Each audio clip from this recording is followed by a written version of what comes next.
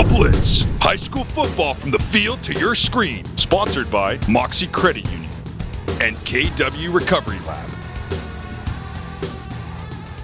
Welcome to The Blitz. I'm Frankie Tovar. Hey, what's up? I'm Eddie Ruiz, and sorry, I'm really excited and enthusiastic, man. We have a pretty cool episode for you guys. You have good reason to be excited and enthusiastic, as all you viewers should be as well, because this week, this Monday, yes, it's a Monday edition, because it's a special one, SJS Division VII Section Championship game, Denair High versus Golden Sierra. It was a doozy. The Coyotes, they took down the Grizzlies 43-21 for their very first section championship. The Blue Banners coming home. That was so crazy because the school's been around for over 100 years. They've tried to win the section title 2 times prior to that. Sorry about that. Yeah, this is the third appearance, right? Yeah, which is, it's awesome. It's exciting. Anthony Armist's fourth year doing it.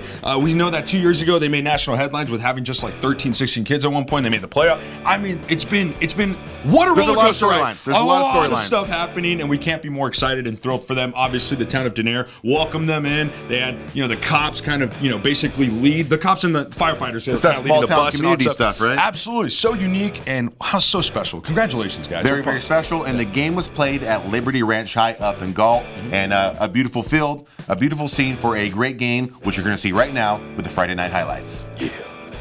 Now, it's a bit strange to start things off with a punt, but this play is a big one for Denair. Elvis Silva booms the ball to Robert Reed, who might have some butter on his fingers. Giving up a turnover deep in their territory is not how the Grizzlies wanted to start the game, but that's exactly what happens. And so the Coyotes take over and immediately score on a 7-yard Stephen Winston touchdown with 6 minutes left in the first quarter. Denair's up 6-0 after a blocked PAT. We're closing out the first quarter. Golden Sierra is, that's for sure. That's Aiden Norby. He finds Ryan Lazzarini. That's his first pass of the game as well, Frankie. +6. And then this next play, it's going to be led by Drew Pritchard. That defense doing work, TOD. And then Stephen Winston runs it in, his second touchdown from 4 yards out. It's 13-0 with 11:54 left in the second. 17 yards and 4 possessions, Frankie. What? That is very impressive. But right here, Golden Sierra switching to the passing game full time. That's a 10-yard completion from Aiden Norby to Reed, followed by an 8-yard pass to Dylan Gwinnett, who absorbs a shot from Pritchard. He's down at the 5 where the QB tries to take it in himself, but he's met by that Denair didn't stop at the 1, so he tries it again and ends up fumbling on the next play. But it's recovered at the 1-inch line by Seth Richard, who ends up scoring by the skin of his teeth on the next play to make it 13-7. Man, he barely got that one. Oh, Denair's going to get one more chance, though, to score. One more just before the half. And check this out. That's Dylan De Silva. I like that guy. 15-yard pickup, and then Winston, another 15-yard pickup. He's going to the outside. He's bouncing. I thought he was going to bounce, but that's all right. That's totally fine. You know why? Elvis Silva, he's going to crack a 27-yard field goal just before the half. 16-7, that's your score. Yeah, and now we're in the third quarter, the Grizzlies' first possession of the half, and Robert Reed is on the far side of the field, galloping for 29 yards. He's taken down near the red zone, but the Coyotes end up forcing a 39-yard field goal attempt that turns out to be a fake. They're looking for a receiver, but instead they find Winston. That's an interception, and it's a momentum killer for Golden Sierra.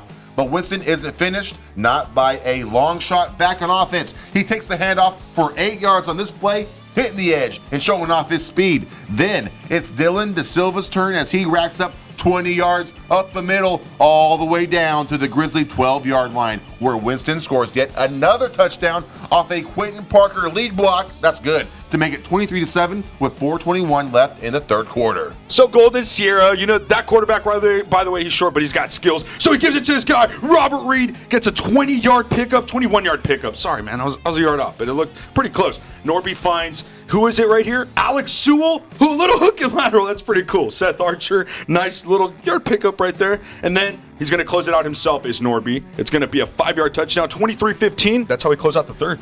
And I know this is football, but get ready for a home run. That's Archer with the ball, and he's running like a madman. This is an 80-yard touchdown run. Golden Sierra's most impressive play of the game without a doubt. And just like that, it's 23-21 after a 2-point conversion. The Grizzlies are knocking on the door. And what's Denair going to do? I wonder. Oh, I wonder. The Statue of Liberty. I wonder. Hunter Musgrave. That's a 30-yard pickup, and we know he can run the ball pretty well because he's got that half Paisano blood, like I said before. And again, he's going to get a nice little catch right here because why? He can catch as well. So he makes his room inside the 10-yard line, and he punches it in. 4-yard touchdown. What? 30-21 with 4:06 left in the game. And with time winding down, Golden Sierra is forced to pass. Here's Nordby looking for Alex Sewell. He doesn't get the completion, but he does get the pass interference call.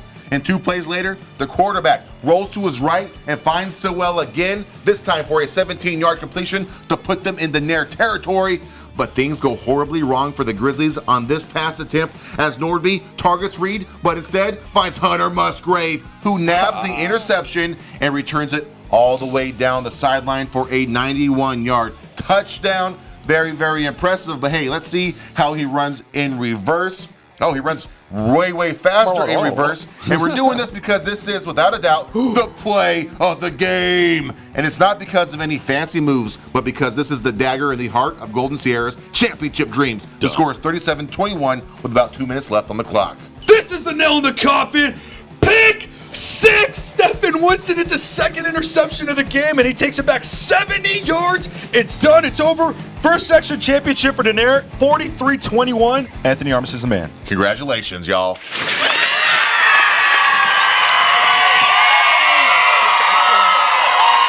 How was the game, boy? How was the game? How was the game? How was the game? How was the game? How was the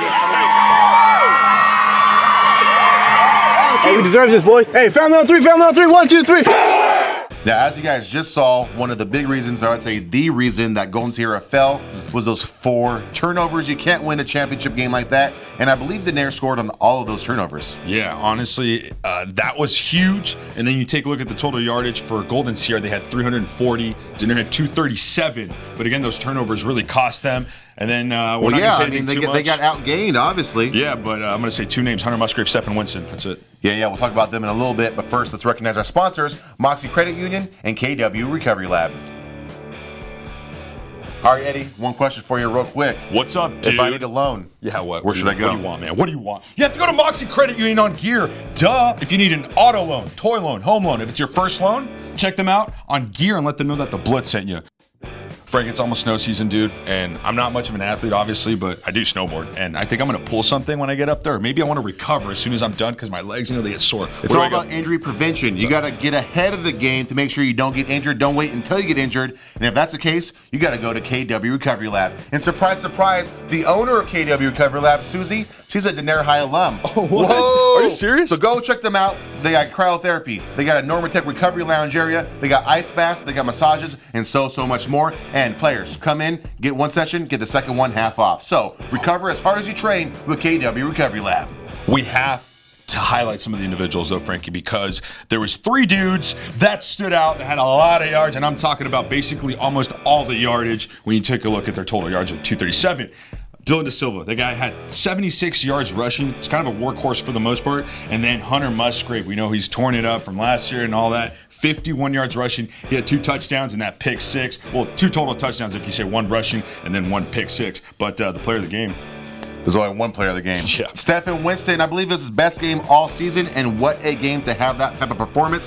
100 yards, 4 touchdowns, 2 interceptions, and he also played very, very well on defense as far as tackling goes. I mean, obviously he got interceptions. Man, Stephen Winston, the KW Recovery Lab Impact Player of the Game. We're going to speak to him right now, but we're also going to speak to a bunch of other players and the head coach, Anthony Armas. So let's see what everybody had to say. I did all right, but it was mainly because of my blockers. They opened up some great holes for me, and I couldn't do what I do without them. I love myself right now. I love my teammates, and I did this for my family, my town, and everything that I love. It's almost like I'm almost emotionless because it doesn't seem real. It's like when we actually got here and we did what we said we were going to do. We all set a goal this year to, first it was league, but after we got knocked down by RC, we were like, you know what, we're going to take it to section. The moment's never too big.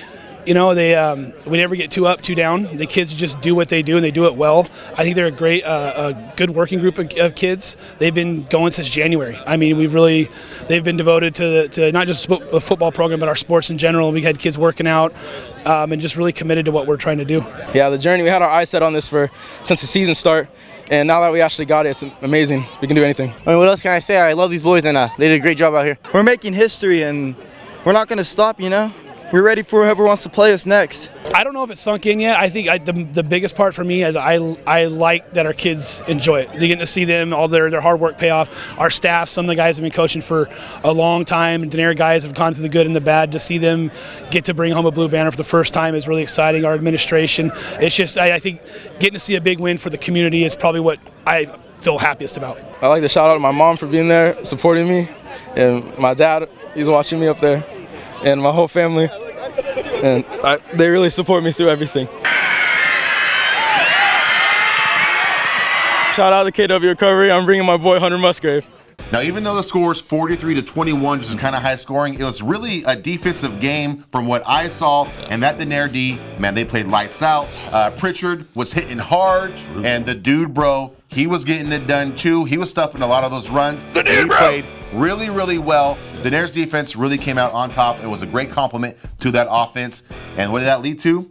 The best season in Denair High history. The first time with 11 wins. The first time with the blue banner. Congratulations to the Coyotes. Yeah, and the dude, bro, by the way, that's Scott Medall, and he asked to take a picture with me afterwards. Yeah, he did. Now I'm the one that feels special, man. He's very enthusiastic. Scott Medall is one of the most enthusiastic players I've ever seen in my life. I'm serious. But real quick, let's give Golden Sierra a little bit of shine. They made it all the way through the championship game. Yeah. And if I could think of one thing they did really well was they targeted Musgrave, because Musgrave's been the workhorse, the top scorer, the top offensive star for Denair all season long. And really, there's a reason Winston emerged this game, because they had Musgrave's number for the most part. But, you know, by the end of the game, Musgrave got back on it. He got those 2 touchdowns. Good job, man. And then the triple-headed monster, though, like I said before, you know, because they have so many guys. I'm talking about De Silva, Musgrave, and Winston. So it didn't matter if one was struggling, if one wasn't having the best day, if one was sick, whatever, man. The other guys were going to come in, excuse me, and just take over that load, and then they were going to do work, and that's what they ended up doing, essentially. And they took advantage of it. They took advantage of the turnover. So. Now, even though they have a blue banner and the section championship is the goal for all teams, it is. The season isn't over for Denair. No. They have the state tournament to look forward to, and the location the team will be announced in the coming days, so we can't tell you that right now. No. But what we can tell you is that the Hillmar versus Ripon Christian game has found a home, and it's going to be right here in Turlock at Joe Debtley Stadium. So they're playing Friday night, 7 p.m. You don't want to miss that matchup. And if you didn't watch that episode, we posted it yesterday. You got to go watch it, because that was also a very fantastic game. What are your thoughts on the Hillmar Ripon Christian game, real quick before we bounce out? Real quick before we bounce out, so they're going to be just a couple miles down the road. We're really close, dude. It's like 3 miles, literally. Yeah, it's so crazy and awesome when you take a look at the fact that Hillmar, the entire community, gets more than a chance to show up. No, it's very similar to Denair. Also, Ripon. I mean, Ripon's not far either. It's just literally down the freeway. So they both wanted to kind of meet in the middle, and then we spoke to kind of, you know, some people in the section about it. And what better field? What better field than Joe Debtley Stadium? Yeah, so if you're in town, if you're in Turlock, if you have any similar ties to Ripon or Hillmar, I'm sorry, you got to be there. We're going to be there. If you just like football, if you like football, you got to be there. And we'll have that coverage on Saturday at turlockjournal.com. And of course, you can find coverage. We'll probably post some stuff game time Friday night before on the field. That's social media, Facebook, Instagram, Twitter at Turlock Journal. So until next Saturday, I'm Frankie Tovar. And I'm Eddie Ruiz, and I'm excited. We'll see you then. Good night.